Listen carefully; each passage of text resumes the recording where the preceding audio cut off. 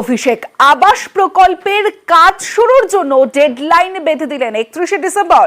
কাজ না হলে পদ ছাড়তে হবে বলে হুঁশিয়ারি দিলেন অভিষেক বন্দ্যোপাধ্যায়। ঘনিষ্ঠ মহলে মন্ত্রী থেকে পুরো পঞ্চায়েতের পদাধিকারীদেরও হুঁশিয়ারি দিয়েছেন তৃণমূলের সর্বভারতীয় সাধারণ সম্পাদক। তার সব বার্তা, পারফর্ম না করলে পদ ছাড়তে হবে। যারা যারা বাড়ির জন্য আবেদন করেছিলেন কারোর কাছে হাত পাততে হবে না। 31শে ডিসেম্বর এই বছরের মধ্যে বাড়ির প্রথম ইনস্টলমেন্টের টাকা সরাসরি আপনার ব্যাংক অ্যাকাউন্টে চলে যাবে। ভোটের আগে আবাস প্রতিশ্রুতি, সেই প্রতিশ্রুতি রক্ষায় এবার আরো কড়া অভিষেক বন্দ্যোপাধ্যায়। ঘনিষ্ঠ মহলে প্রশাসন ও দলীয় নেতৃত্বকে বার্তা দিলেন তৃণমূলের সর্বভারতীয় সাধারণ সম্পাদক। তার কড়া বার্তা, আবাস প্রকল্পের কাজ শুরুর জন্য ডেডলাইন 31শে ডিসেম্বর। এ বিষয়ে অভিষেকের হুঁশিয়ারি, কাজ না হলে ছাড়তে হবে পদ। 24শে এবারও বাংলায় সবুজ ঝড়।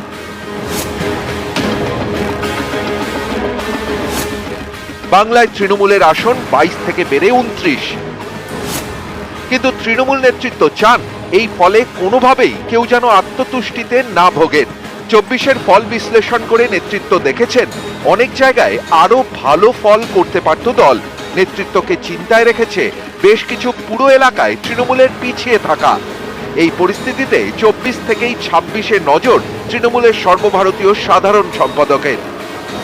ঘনিষ্ঠ মহলে শাসক দলের পদাধিকারী ও প্রশাসন সম্পর্কে বার্তা দিয়েছেন অভিষেক বন্দ্যোপাধ্যায়।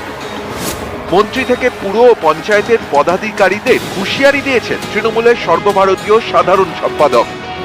তার কড়া বার্তা, পারফর্ম না করলে পদ ছাড়তে হবে। 26-এর আগে দল ও সরকারকে এমন কঠোর নীতি নেওয়ার প্রস্তাব অভিষেকের। নবজোট কর্মসূচিতে দেওয়া প্রতিশ্রুতি পালনের দাবিও জানিয়েছেন তিনি। অভিষেকের বার্তা, স্বাস্থ্য, শিক্ষা, পানীয় জল ও রাস্তায় আরো কাজ করার প্রয়োজন রয়েছে। 24-এ লোকসভা ভোট, তার আগে 23-এ পঞ্চায়েত ভোট। সেই পঞ্চায়েত ভোটের আগে রাজ্য জুড়ে নবজোয়ার যাত্রা করেন অভিষেক। নবজোয়ার যাত্রার সময় স্বাস্থ্য, শিক্ষা, পানীয় জল ও রাস্তা নিয়ে জনগণের দাবি দেওয়া শোনেন অভিষেক। সেই নবজোয়ার যাত্রার প্রসঙ্গ বুধবার অভিষেক বন্দ্যোপাধ্যায় উল্লেখ করেন সোশ্যাল মিডিয়ায় করা তার একটি পোস্টেও। সেখানে তিনি লেখেন, গত বছর নবজোয়ার যাত্রার মাধ্যমে বাংলার মানুষের সঙ্গে নিবিড় যোগাযোগের সুযোগ হয়েছে। বিভিন্ন বিষয়ে মানুষের সঙ্গে কথা হয়েছে। আমাদের উপর আস্থা ও বিশ্বাস রাখার জন্য বাংলার জনগণকে অনেক ধন্যবাদ। এর সঙ্গেই চিকিৎসার জন্য সংগঠনের কাছ থেকে সাময়িক ছুটিতে যাওয়ার কথা জানিয়েছেন অভিষেক। লিখেছেন, চিকিৎসার প্রয়োজনে আমি সংগঠনের থেকে ছোট বিরতি নিচ্ছি।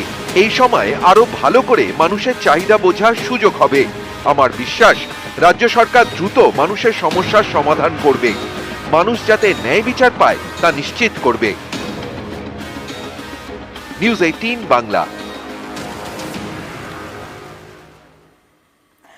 লোকসভা ভোটের রেজাল্ট বেরোনোর পর উল্টোডাঙ্গায় আবাসনের ভিতর অটোর দাপাদাপি। এতে রুষ্ট হন তৃণমূল নেত্রী মমতা বন্দ্যোপাধ্যায়। তার নির্দেশে আবাসিকদের কাছে ক্ষমা চেয়ে নিয়েছেন তৃণমূল কাউন্সিলর।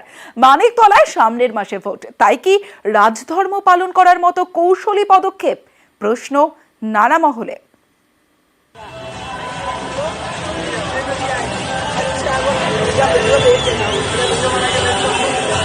যদি কোথাও কেউ কোনো দুঃখ পেয়ে থাকেন, কারোর কোনো বিরক্তি হয়ে থাকে, সেক্ষেত্রে আমরা বলছি এটা দল অনুমোদন করেনি।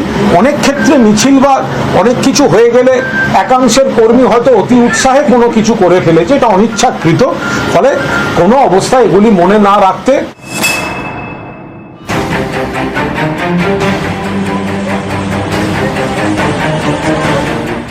মানিকতলা বিধানসভা এলাকার মধ্যে পড়ে উল্টোডাঙ্গার এই আবাসন। 4 জুন ভোটের ফল বেরোনোর পর এই আবাসনের ভিতরে চলে অটোর দাপাদাপি। অভিযোগ, এর পিছনে ছিলেন এই এলাকার তৃণমূল কাউন্সিলর শান্তিরঞ্জন কুণ্ডু। অভিযোগ পেয়ে তৃণমূল কাউন্সিলরকে তীব্র ভৎসনা করেন দলনেত্রী। নির্দেশ দেন ক্ষমা চাওয়ার। বুধবার ওই আবাসনে গিয়ে ক্ষমা চান তৃণমূল কাউন্সিলর শান্তিরঞ্জন কুণ্ডু। সঙ্গে ছিলেন তৃণমূলের নেতা কুণাল ঘোষও। মাননীয় মুখ্যমন্ত্রীর নজরে আসার পরে তিনি এটা অত্যন্ত আপত্তি করেছেন এবং একদম নির্দেশ দিয়েছেন আপনাদের কাছে এসে দুঃখ প্রকাশ করে ক্ষমা চেয়ে যেতে। বাংলায় বলে মধুরেরও সমাপন। অনেকের মতে এই রাজধর্ম পালনের পিছনে রয়েছে কৌশল, কারণ মাস খুললেই মানিকতলা বিধানসভা আসনে উপনির্বাচন। কলকাতা উত্তর লোকসভা কেন্দ্রের মধ্যে পড়ে মানিকতলা। এই মানিকতলায় এবার মাত্র ৩,৫৭৫ ভোটে এগিয়ে তৃণমূল। শুধু তাই নয়, মানিকতলা বিধানসভার একাধিক ওয়ার্ডে তৃণমূলকে টেক্কা দিয়ে বিজেপি ১ নম্বরে। মানিকতলা বিধানসভা এলাকার মধ্যে রয়েছে ৮টি ওয়ার্ড।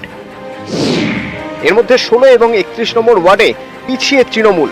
মানিকতলা খালপাড় এলাকায় ১৬ নম্বর ওয়ার্ডে পিছিয়ে ৩৭৭ ভোটে, আর কাঁকড়গাছিতে ৩১ নম্বর ওয়ার্ডে ৫,৫০৩ ভোটে।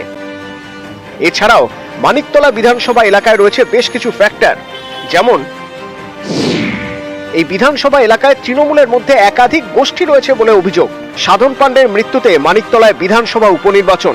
অনেকে আশা করেছিলেন এবার প্রার্থী করা হবে সাধন পাণ্ডের মেয়ে শ্রেয়াকে, কিন্তু তা হয়নি। তৃণমূল প্রার্থী করেছে সাধন পাণ্ডের স্ত্রী সুপ্তি পাণ্ডেকে। প্রার্থীর প্রধান নির্বাচনী এজেন্ট করা হয়েছে অনিন্দ রাউতকে, যিনি সাধন পাণ্ডের মেয়ে শ্রেয়ার বিরোধী শিবিরের নেতা বলেই পরিচিত। সব পক্ষকে একসঙ্গে নিয়ে কাজের জন্য মানিকতলা আসনের দায়িত্ব দেওয়া হয়েছে কুণাল ঘোষকে। তাকে করা হয়েছে নির্বাচনী কমিটির আহ্বায়ক। সেই কুণাল ঘোষই বুধবার স্থানীয় কাউন্সিলরকে নিয়ে পৌঁছে যান উল্টোডাঙ্গার আবাসনে ক্ষমা চাইতে। পর্যবেক্ষকদের মতে তৃণমূল নেতৃত্ব মানিকতলা নিয়ে সাবধানী। নেতৃত্ব চায় ২৪-এর ভোটের ফলকে সামনে রেখে অতিরিক্ত আত্মবিশ্বাসী হলে চলবে না। আবাসনের ভিতরে অটোর দাপাদাপি নিয়ে যেন স্থানীয়দের কাছে ভুল বার্তা না যায়, এবং অবশ্যই গোষ্ঠীদ্বন্দ্ব যেন কাঁটা না হতে পারে। রাজধর্ম পালন করে ক্ষমা চাওয়া, রাজধর্ম মানে হচ্ছে যদি কেউ অন্যায় করে তাকে শাস্তি দেওয়া, আর যাকে বলে দেওয়া তুমি অন্যায়টা করলে করে ক্ষমা চেয়ে তুমি বাড়ি চলে যাও। মানে তুমি ধমকালে চমকালে আমাকে, আমি ভয় পেয়ে গেলাম, তারপরে আমাকেই তুমি লাল চোখ দেখে একটু ক্ষমা চেয়ে নিলে। মানুষ সব এগুলো মনের মধ্যে রাখছে, যথা সময় না ব্যালটের মাধ্যমে ফিরিয়ে দেবে। বিজেপি বা অন্য কারুর এটা ভাবাই যায় না যে কোথাও একটা আবাসনে কিছু হয়েছে, সেটা মাননীয় মুখ্যমন্ত্রীর নজরে আসছে এবং তিনি নেতৃত্বকে সেখানে গিয়ে বলছেন যে কোথাও ভুল থাকলে গিয়ে সেটা দুঃখ প্রকাশ করে মানুষকে জানিয়ে দিয়ে এসো। যদি 0.5%ও কোথাও ভুল হয়, 0.1%ও কোথাও ভুল হয়, তাহলেও সেটা সংশোধনটা তৃণমূলই করতে পারে। নিউজ 18 বাংলা। বারাসাত আদালতে আগাম জামিন সোহমের। আত্মসমর্পণ করে আগাম জামিন অভিনেতা বিধায়কের। ২০০০ টাকার বন্ডে জামিন মঞ্জুর। বারাসাত আদালতে নিউটাউনের রেস্তোরাঁয় মারধর অভিনেতা বিধায়কের ৮ই জুন। আর পুলিশের নিষ্ক্রিয়তার অভিযোগে গতকাল হাইকোর্টে মামলা। বিধাননগর পুলিশের বিরুদ্ধে অভিযোগ রেস্তোরাঁ মালিকের। তার আগে আজ আগাম জামিন চেয়ে আদালতে অভিনেতা বিধায়ক Soham Chakraborty. Our son is in accordingly he got the bill. 2,000 টাকা হয়েছে। 2,000 টাকা বন্ড ডিটেইলস। বন্ড ফার্নিশ করেছেন, accordingly he got the standard slip and he released the bill. ওনার বিরুদ্ধে সবই তো জামিন যোগ্যই তারাই Obviously সব বিলেবল। নেটে গ্রেস মার্কস বাতিল। ১,৫৬৩ জনের গ্রেস মার্কস বাতিল। ফের পরীক্ষা দিতে পারবেন গ্রেস মার্কস পাওয়াররা এবং ২৩শে জুন ফের পরীক্ষা নেওয়া হবে। সুপ্রিম কোর্টে জানালো কেন্দ্র, নেট কাউন্সেলিং এ স্থগিতাদেশ নয়। আর নেটে কোনো দুর্নীতি হয়নি দাবি করেছেন কেন্দ্রীয় শিক্ষামন্ত্রী ধর্মেন্দ্র প্রধান। देखिए, एक तो मैं आपको स्पष्ट करूं, देयर इज नो करप्शन। ये जो एक वातावरण बनाई जा रही है कि बहुत बड़ा एनामोली हुई है, अभी जो मसला जो सुप्रीम कोर्ट के सामने आज भी चल रहा है, सरकार ने अपना पक्ष रखा है उसमें, ये लगभग 1,550 स्टूडेंट की है। स्पेसिफिक घटना जो आए हैं उसको सरकार गंभीरता से लिया है। एकेडमिशियंस की कमेटी बनी है, उन्होंने कुछ रिकमेंडेशन किया है। जो घटना हमारे सामने आई, निश्चित रूप में दोषियों को उसमें दंड दिया जाएगा। এবার যে ছবি আপনারা দেখছেন, নেটে বিক্ষোভে উত্তেজনা, রীতিমতো করুণাময়ীতে পড়ুয়াদের বিক্ষোভে উত্তেজনা ছড়ায়। বেশ কয়েকজন বিক্ষোভকারীকে আটক করে পুলিশ।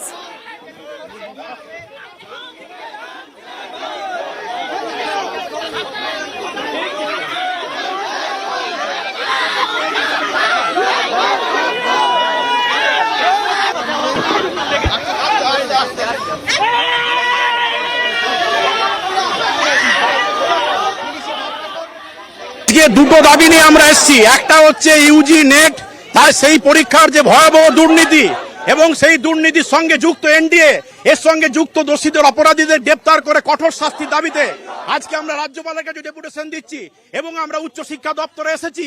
গত 8ই মে উচ্চ মাধ্যমিকের ফল প্রকাশ হয়েছিল, 1 মাস হতে গেল, এখনো কলেজে প্রথম স্নাতকে প্রথম বর্ষের ভর্তির নির্দেশিকা জারি করেনি। বেসরকারি কলেজগুলোতে ভর্তি প্রক্রিয়া হচ্ছে, লক্ষ লক্ষ টাকার বিনিময়ে ভর্তি হচ্ছে।